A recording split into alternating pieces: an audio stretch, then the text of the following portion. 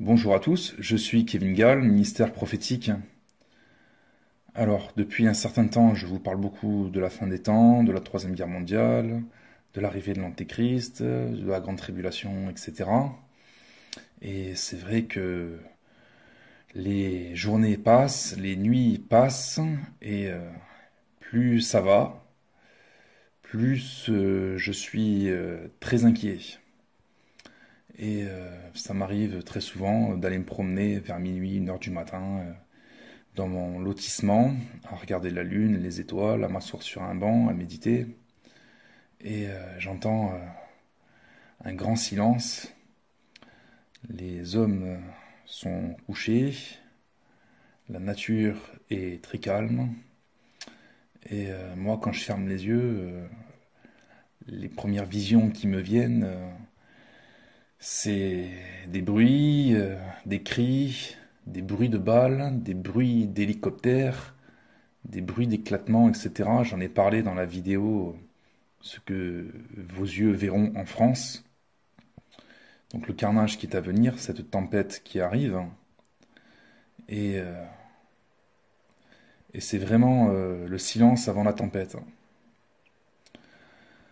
Alors, j'ai reçu deux versets pour le peuple de Dieu, pour l'Église, et notamment l'Église de France, surtout l'Église de France, parce que c'est en France qu'il va se passer beaucoup de massacres.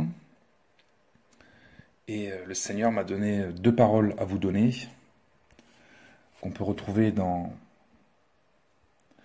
Jérémie. Déjà, on va aller dans Jérémie, au chapitre 51, verset 46.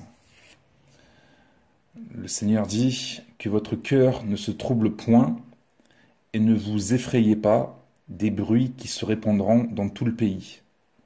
Car cette année surviendra un bruit, et l'année suivante un autre bruit. La violence régnera dans le pays, et un dominateur s'élèvera contre un autre dominateur. Donc ça, c'est la première parole prophétique. Et la deuxième, c'est dans Ésaïe, chapitre 26, verset 20. Va, mon peuple, entre dans ta chambre et ferme la porte derrière toi. Cache-toi pour quelques instants jusqu'à ce que la colère soit passée. Et en méditation, j'ai reçu clairement des instructions donc à donner à l'Église. J'espère que vous avez des oreilles pour entendre.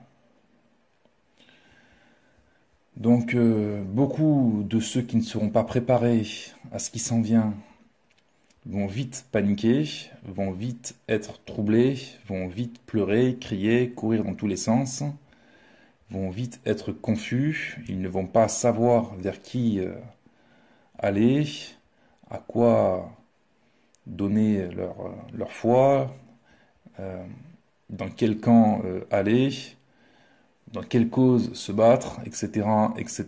Ce sera le grand trouble, la grande confusion, et beaucoup vont pleurer. Donc le Seigneur ne veut pas qu'il en soit ainsi. Le Seigneur veut que l'Église soit prête à traverser ce qu'elle va traverser durant cette troisième guerre mondiale, et notamment sur le sol français. Et le Seigneur nous recommande que notre cœur ne se trouble point. Et il nous recommande de nous enfermer et de nous cacher. Va, mon peuple, entre dans ta chambre et ferme la porte derrière toi. Cache-toi pour quelques instants jusqu'à ce que la colère soit passée. Il y a une certaine recommandation qui est faite par le Seigneur au niveau de stockage des aliments, de la nourriture. Bien évidemment, ce sera sage d'avoir des bocaux, d'avoir de quoi vous nourrir en étant caché quelque part. Une autre instruction m'a été donnée, c'est qu'il faut que les chrétiens restent entre eux. Donc si dans votre ville, dans votre coin, vous êtes une assemblée, il va falloir que vous puissiez rester ensemble les uns et les autres, de manière à prier les uns avec les autres et chanter des cantiques et des louanges ensemble pendant cette tempête. Et le Seigneur m'a révélé que de même qu'il y aura de fortes ténèbres en France, donc c'est vraiment cette tempête, et bien de la même manière, parallèlement, le Seigneur va permettre des prodiges de protection par l'envoi de ses anges au service donc des églises fidèles. Donc il y aura une saine protection de Dieu sur des chrétiens restés fidèles et intègres au Seigneur. Mais pendant cette période, il y aura aussi le jugement, et ça j'arrête pas de le dire, des assemblées infidèles. Donc il y aura aussi des chrétiens qui vont tomber et qui seront jugés. La notion de chanter des cantiques quand vous serez effrayé, de rester dans la joie pendant que vous serez confus, etc., est très très importante. Et le Seigneur m'a guidé, il m'a rappelé dans Acte 16, quand Paul et Silas ont été enfermés en prison, ils ne se sont pas mis à crier, à hurler, qu'est-ce qu'on va devenir, etc., etc. Ils se sont mis à chanter des cantiques. Et le Seigneur est intervenu avec un tremblement de terre, etc. Et les choses ont été réglées. Donc pendant cette période, il va vraiment falloir marcher par la foi et non par la vue. Autre chose que le Seigneur m'a dit, c'est que beaucoup pensent que les Russes ou la Russie ou Poutine, c'est le gentil président et que Hollande, Obama et tout ça, tout l'Occident si vous voulez, ce sont eux les méchants. Que ce soit Poutine ou les présidents occidentaux, ils travaillent tous pour le même maître en vérité.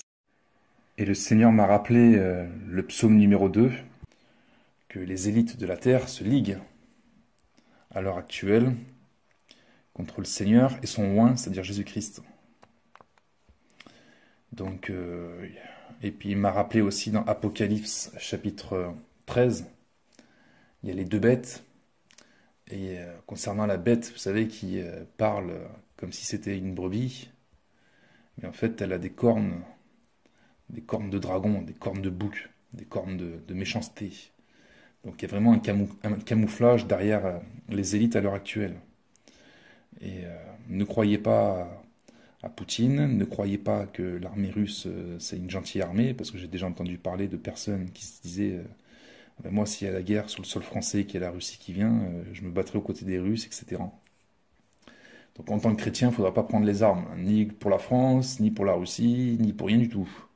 Les seules armes qu'il va falloir utiliser, c'est les chants, les cantiques, les louanges et les prières. Voilà, c'est les seules armes qu'il va falloir utiliser. Et si vous n'avez pas de nourriture, eh ben, il va falloir prier pour que des anges viennent vous servir, parce que c'est comme ça que ça va se passer. Et si vous devez mourir pendant cette période, eh bien, il va falloir mourir dignement.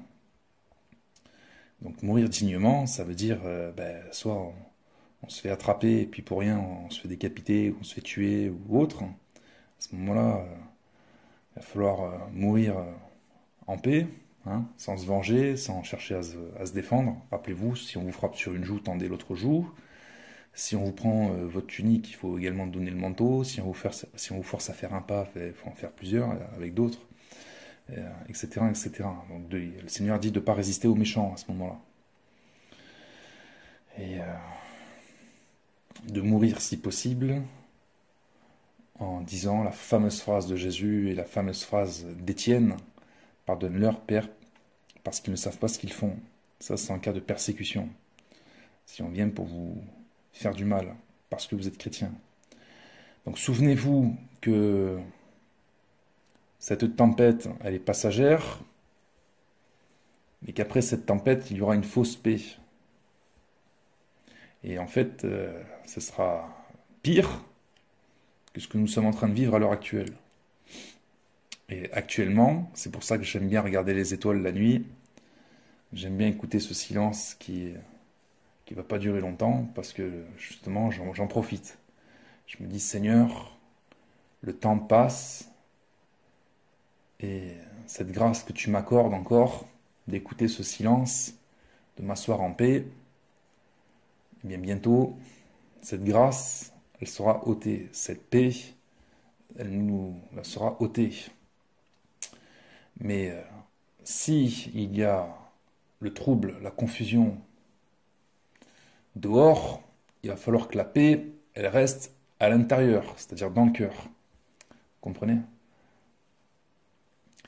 Voilà. Et quand elle restera dans le cœur, ça, tout ce qui peut se passer dehors, ça ne nous empêchera pas de chanter des cantiques. Souvenez-vous, les premiers disciples, quand ils étaient persécutés, quand ils devaient être mis à mort, ils chantaient des cantiques au moment de mourir, que ce soit dans les arènes, où ils devaient être déchiquetés, dévorés par les lions, que ce soit pour aller à la crucifixion, que ce soit pour aller au feu. Ils y allaient en chantant, en louant le Seigneur, parce que la paix de Dieu les gardait. Et donc je vous invite à travers cette vidéo à marcher dignement et à mourir comme un soldat du Christ. Gloire au Seigneur.